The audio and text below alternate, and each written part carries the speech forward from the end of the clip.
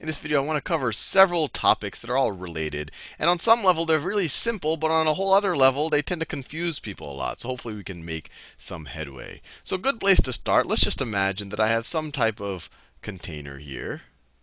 Let's say that's my container. And inside of that container, I have a bunch of water molecules. It's just got a bunch of water molecules. They're all rubbing against each other. It's in its liquid form. This is liquid water. And then inside of the water molecules, I have some sugar molecules. Maybe I'll do sugar in this pink color. So I have a bunch of sugar molecules right here. I have many, many more water molecules, though. I want to make that clear. I have many, many more water molecules in this container we're dealing with. Now, in this type of situation, we call the thing that there's more of, the solvent. So in this case, there's more water molecules, and you can literally just view more as the number of molecules. I'm not going to go into a whole discussion of moles and all of that, because you may or may not have been exposed to that yet. But just imagine whatever there's more of, that's what we're going to call the solvent. So in this case, water is the solvent. And whatever there is less of, so the more water is the solvent, and in this case, that is the sugar, that is considered the solute.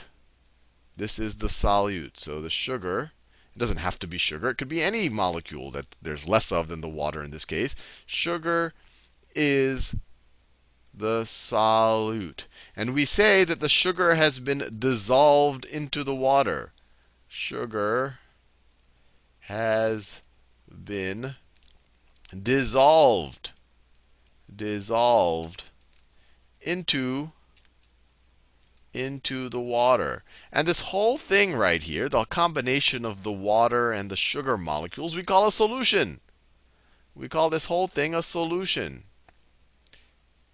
And a solution has a solvent and a solute. The solvent is water. That's the thing doing the dissolving. And the thing that is dissolved is the sugar. That's the solute. Now, all of this may or may not be review for you, but I'm doing it for a reason, because I want to talk about the idea of diffusion. Diffusion. And the idea is actually pretty straightforward.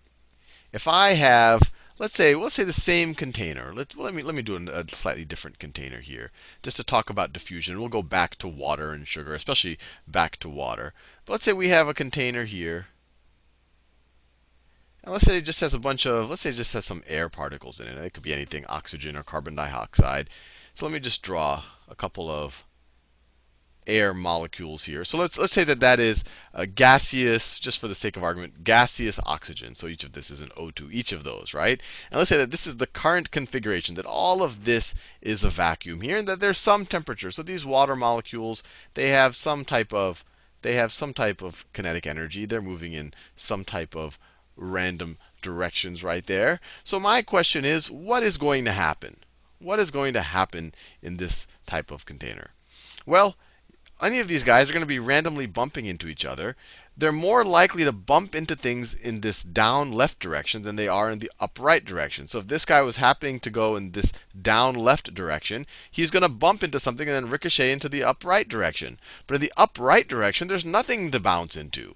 So in general, everything is moving in random directions, but you're more likely to be able to move in the rightward direction. When you go to the left, you're more likely to bump into something. So it's almost common sense. Over time, if you just let this system come to some type of equilibrium, and I'm not going to go into detail on what that means. You can watch the thermodynamics videos if you'd like to see that. You'll eventually see the container will look something like this. I can't guarantee it. There's some probability it would actually stay like this, but very likely that those 5 particles are going to get relatively spread out. This is diffusion. And so it's really just the spreading of particles or molecules from high concentration to low concentration areas. Right? In this case, the molecules are going to spread in that direction, from a high concentration to low concentration area. Now you're saying, Sal, what is concentration? And there's many ways to measure concentration, and you can go into molarity and molality and all of that. But the very simple idea is how much of that particle you have per unit space. So here you have a lot of those particles per unit space, and here you have very few of those particles per unit space. So this is a high concentration, and that's a low concentration. So you can imagine other experiments like this. You could imagine a solution like, let's do something like this. Let me make, let's say I have two containers. Let's say two containers. Let's go back to the solution situation. So this was a gas, but I started off with that example. So let's stay with that example. Let's say that I have a door right there that's larger than either the water or the sugar molecules. On either side, I have a bunch of water molecules. I have a bunch of water molecules on either side, just like that. On either side. So I have a lot of water molecules. So if I just had water molecules here, they're all bouncing around in random directions. And so the odds of a water molecule going this way equivalent to odds of a water molecule going that way, assuming that both sides have the same level of water molecule. Otherwise, the pressures would be different. But let's say that the top of this is the same as the top of this. So there's no more pressure going in one direction or another. So if for whatever reason a bunch more water molecules were going in the rightward direction, then all of a sudden this would fill up with more water, and we know that isn't likely to occur. So this is, this is just a solution with, or this is just a kind of two containers of water. Now let's put some solute in it. Let's dissolve some solute in it. And let's say we do all the dissolving on the left-hand side. So we put some sugar molecules on the left-hand side. And these are small enough to fit through this little pipe. That's one assumption that I'm making. So what's going to happen? All of these things have some type of kinetic energy. They're all bouncing around. Well, over time, the water is going back and forth. This water molecule might go that way, that water molecule might go that way, but they net each other out. But over time, one of these big sugar molecules will be going in just the right direction to go through. Maybe this guy, instead of going in that direction, he starts off going in that direction. He goes just through this this tunnel connecting the two containers, and he'll end up there, right? And this guy will still be bouncing around. There's some probability he goes back, but there's still more particles, more sugar particles here than there. So still there's more probability that so this guy's on that side, so let me cross him out. But there's still more probability that one of these guys will go to that side than one of these guys will go to that side. So you can imagine if you're doing this with gazillions of particles, I'm only doing it with 4, over time, the particles will have spread out so that their concentrations are roughly equal. So that, maybe you'll have 2 here over time. But if you're, when you're only dealing with 3 or 4 or 5 particles, there's some probability it doesn't happen. But when you're doing it with a gazillion and they're super small, it's a very, very, very high likelihood. But anyway, this whole process, we went from a container of high concentration to a container of low concentration, and the particles would have spread from the low concentration container to the high concentration container. So they diffused. This is diffusion. This is diffusion. And just so that we learn some other words that tend to be used with the idea of diffusion, when we started off, this had a higher concentration. The left-hand side container had higher concentration. Higher concentration. Higher concentration. It's all relative, right? It's only higher than this guy. Higher concentration. And this right here had a lower concentration. Lower concentration. And there are words for these things. This solution with a high concentration is called a hypertonic solution. Let me write that in yellow. Hypertonic solution. Hyper, in general, meaning having a lot of something, having too much of something. And this lower concentration is hypotonic solution, lower concentration. You might have heard maybe one of your relatives, if they haven't had a meal in a while, say, "I'm hypoglycemic." That means that they're feeling lightheaded. There's not enough sugar in their bloodstream, and they want to pass out, so they want a meal. If you just had a candy bar, maybe you're hyperglycemic, or maybe you're just hyper in general. But so these are just good prefixes to know. But hypertonic, you have a lot of the solute, so you have high concentration.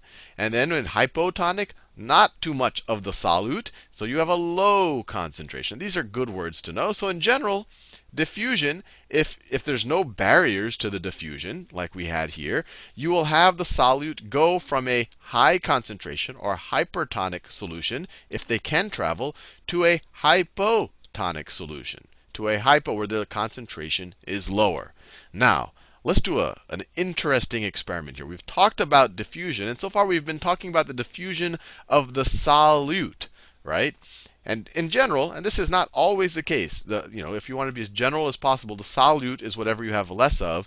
The solvent is whatever you have more of. And the most common solvent tends to be water. But it doesn't have to be water. It could be some type of alcohol. It could be it could be mercury. It could be a whole set of molecules. But water in most biological or chemical systems tends to be the most typical solvent. It's what other things are dissolved into. But what happens if we have a tunnel where the solute is too big to travel, but water is small enough to travel? So let's think about that situation. Let's think about that situation. In order to think about it, I'm going to do something interesting. Let's say we have a container here. Let's say we have, actually, I won't even draw a container. Let's just say we have an outside environment that has a bunch of water. This is the outside environment. And then you have some type of membrane. You have some type of membrane here. That's a membrane. Water can go in and out of this membrane. So it's semi-permeable. Well, it's permeable to water, but the solute cannot go through the membrane. So let's say that the solute is sugar. So we have water on the outside and also and also inside the membrane. So these are little small water molecules. This is a membrane right here. And let's say that we have some sugar molecules again. I'm just picking on sugar. It could have been anything. So we have some sugar molecules here that are just a little bit bigger, or they could be a lot bigger. Actually, they're a lot bigger than water molecules. So you have a bunch of, and I only draw 4, but you have a gazillion of them, right? But you have that much more water molecules. I'm just trying to show you have more water molecules than sugar molecules. And this membrane is semi-permeable. Semi-permeable. Permeable means that it allows things to pass. Semi-permeable means it's not completely permeable. So semi-permeable in this context, I'm saying I allow water to pass through the membrane. So water can pass. Water can pass. But sugar cannot. Sugar is too large. Sugar cannot. And the reason why in this case is because the sugar molecule is too big. So if we were to zoom in on the actual membrane itself, maybe the membrane looks like this. I'm going to zoom in on this membrane. So I'm going to zoom in on this membrane. So it has little holes in the membrane, just like that. And maybe the water molecules are about that size, so they can go through those holes. So the water molecules can go back and forth through the holes, just like that. But the sugar molecules are about that big, so they cannot go through that hole. They're too big for this opening right here to go back and forth between them. Now, what do you think is going to happen in this situation? So first of all, let's use our terminology. Remember, sugar is our solute, water is our solvent, semi-permeable membrane. Which side of the membrane has a higher or lower concentration of solute? Well, the inside does. The inside is hypertonic. Hypertonic. So I could write here, hypertonic. The outside has a lower concentration, so it's hypotonic. It's hypotonic out here. Lower concentration of solute. Now, if these openings were big enough, based on what we just talked about, these guys are bouncing around. Water is traveling in either direction and equal probability. Or I'm gonna talk about that in a second. If everything was wide open, it would be equal probability. But if it was wide open, these guys eventually would bounce their ways over to this side, and you would probably end up with equal concentrations eventually. And so you would have your traditional diffusion, where high concentration of solute to low concentration of solute. But in this case, these guys, they can't fit through the hole. Only water can go back and forth. If these guys were not here, water would have an equal likelihood of going in this direction as they would be going in that direction. A completely equal likelihood. But because these guys are on the right-hand side of or in this case, on the inside of our membrane, this is our inside of our membrane zoomed up, these guys, it's less likely, because these guys might be in the kind of the approach position of the holes. It's that slightly less likely for water to be in the approach position for the holes. So it's actually more probable that water could enter than water exit. And I want to make that very clear. If these sugar molecules were not here, obviously it's equally likely for water to go in either directions. Now that these sugar molecules are there, these sugar molecules might be on the right-hand side. They might be blocking, I guess the best way to think about it is blocking the approach to the hole. They'll never be able to go through the hole themselves, and they might not even be blocking the hole, but they're going in some random direction. So if a water molecule was approaching, it's all probabilistic, and we're dealing with gazillions of molecules. It's that much more likely to be blocked to get outside. But the water molecules from the outside, there's nothing blocking them to get in. So you're going to have a flow of water inside. So in this situation, with a semi-permeable membrane, you're going to have water. You're going to have a net inward flow of water. And so this is kind of interesting. We have the solvent flowing from a hypotonic situation to a hypertonic solution. But it's only hypotonic in the solute. That's when you talk about the solute. And it's only hypertonic when you talk about the solute. But water, if you flip it the other way, if you view sugar as the solvent, then you could say we're going from a high concentration of water to a low concentration of water. I don't want to confuse you too much. This is what tends to confuse people. But just think about what's going to happen. No matter what, in what situation, the solution is going to do what it can to try to equilibrate the concentration, to make the concentrations on both sides as close as possible. And it's not just some magic. It's not like the solution knows. It's all based on probabilities and these things bumping around. But in this situation, water is more likely to flow into the container. So it's actually going to go from the hypotonic side, when we talk about it, low concentration of solute, to the side that has high concentrations of solute, of sugar. And actually, if this thing is stretchable, more water will keep flowing in, and this membrane will stretch out.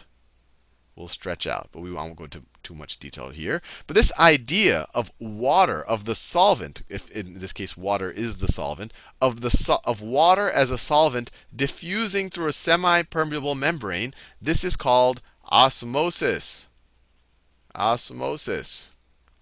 You've probably heard learning by osmosis. If you put a book against your head, maybe it'll just seep into your brain. Same idea. That's where the word comes from. This idea of water seeping through membranes to try to make concentrations more equal. So if you say, well, you see, I have high concentration here, low concentration here. If there was no membrane here, these big molecules would exit.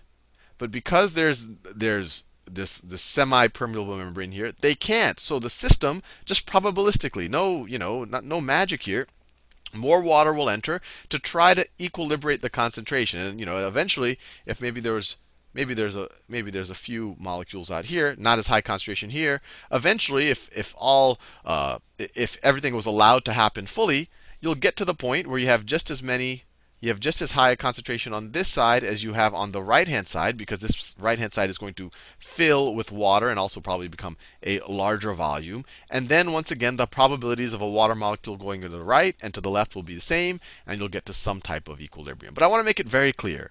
Diffusion is the idea of any particle going from higher concentration and spreading into a region that has a lower concentration and kind of just spreading out.